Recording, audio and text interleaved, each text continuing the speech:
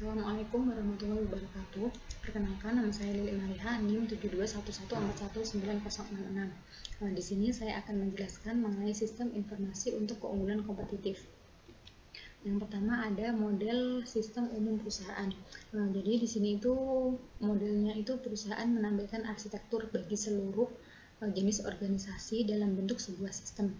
Kemudian ada aliran sumber daya fisik. Di sini merupakan aliran sumber daya yang dapat dilihat seperti pegawai, bahan baku, mesin, dan uang. Di sini pegawai itu orang-orang yang dipekerjakan oleh perusahaan, sedangkan bahan baku itu bahan utama yang akan diolah oleh perusahaan. Mesin itu alat yang digunakan untuk mengolah bahan baku tersebut. Kemudian uang adalah investasi masuk oleh atau modal oleh para investor-investor. Kemudian aliran sumber daya virtual yaitu aliran sumber daya yang tidak nyata.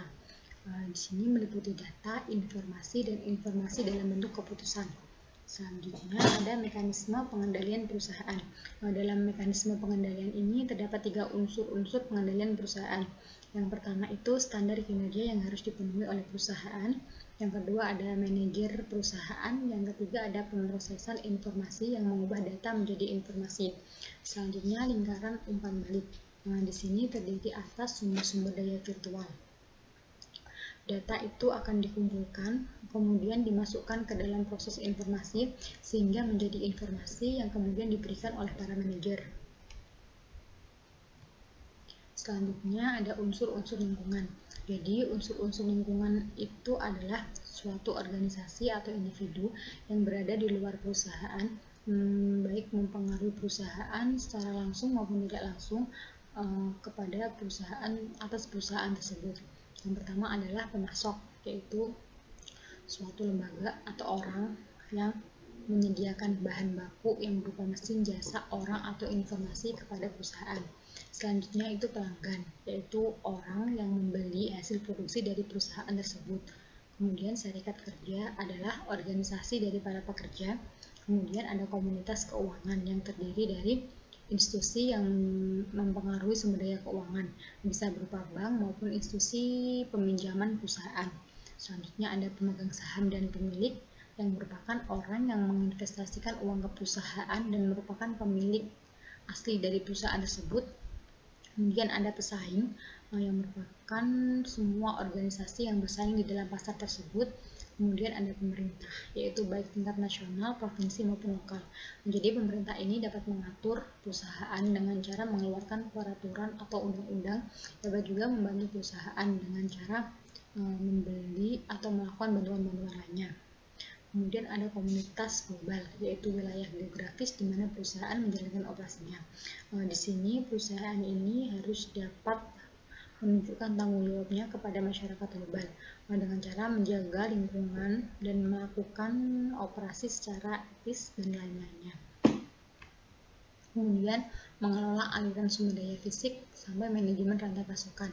Jadi rantai pasokan itu sebuah siklus atau sebuah jalur yang memfasilitasi antara sumber daya fisik dari pemasok kepada perusahaan dan seterusnya sampai pada pelanggan.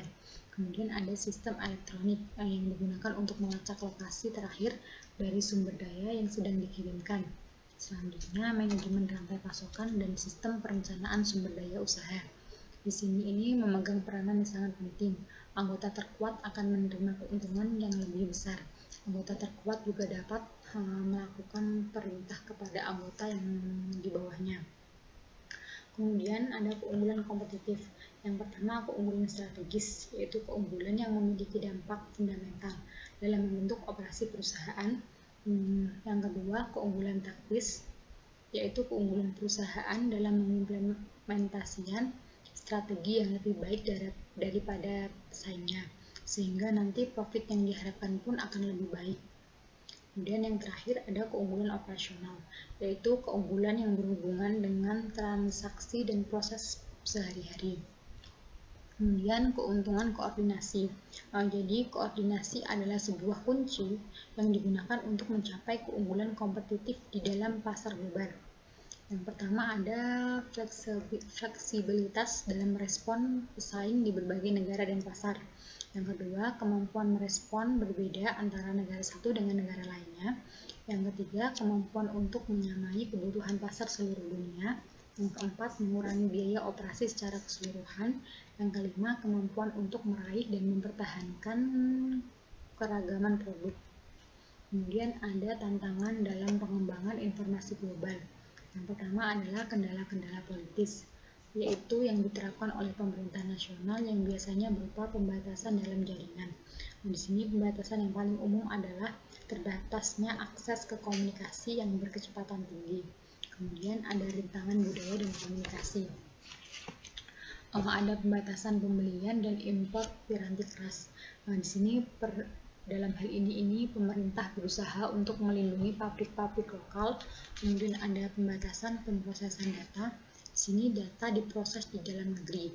Seperti contohnya data yang ada dalam black box yang pesawat, itu datanya hanya boleh dibuka pada negara tersebut.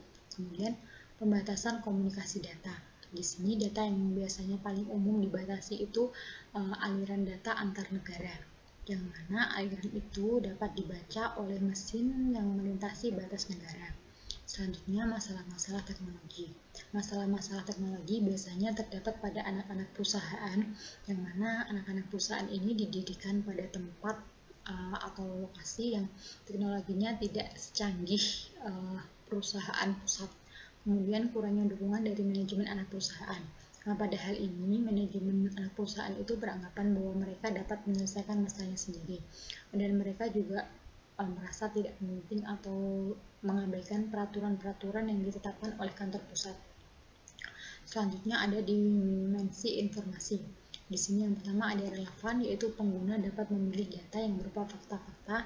Yang kedua ada akurasi, yaitu ketepatan dalam informasi. Yang ketiga ada ketepatan waktu, informasi tersedia sebelum situasi genting berkembang atau hilangnya peluang yang ada.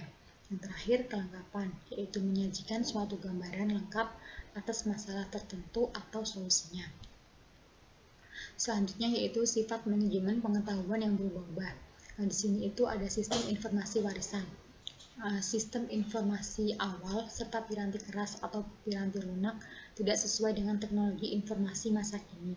Masalah pada sistem informasi ini itu biasanya datanya tidak tersedia dalam bentuk format digital. Kemudian ada manajemen gambar yang merupakan foto-foto digital dari cetakan yang dapat disimpan sebagai file-file komputer yang dapat dijadikan sebagai referensi oleh sistem informasi perusahaan saat ini. Biasanya penyimpanan ini dapat berbentuk JPG, BMP, dan lain-lainnya. Kemudian ada perencanaan strategis untuk sumber daya informasi. Yang pertama, perencanaan strategis bagi perusahaan. Di dalam perusahaan ini nanti akan ada komite eksekutif yang menentukan rencana bisnis strategis. Komite ini kemudian memonitor jalannya rencana tersebut, dan komite ini juga bisa merubah rencana tersebut bila sesuai dengan keadaan yang ada. Kemudian ada rencana strategis untuk area-area bisnis. Jadi eksekutif ini memiliki komitmen pada perencanaan strategis, kemudian melihat adanya kebutuhan bagi masing-masing area bisnis untuk mengembangkan rencana strategisnya sendiri.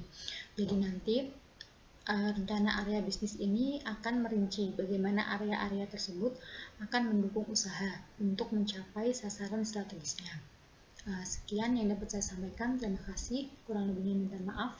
Wassalamualaikum warahmatullahi wabarakatuh.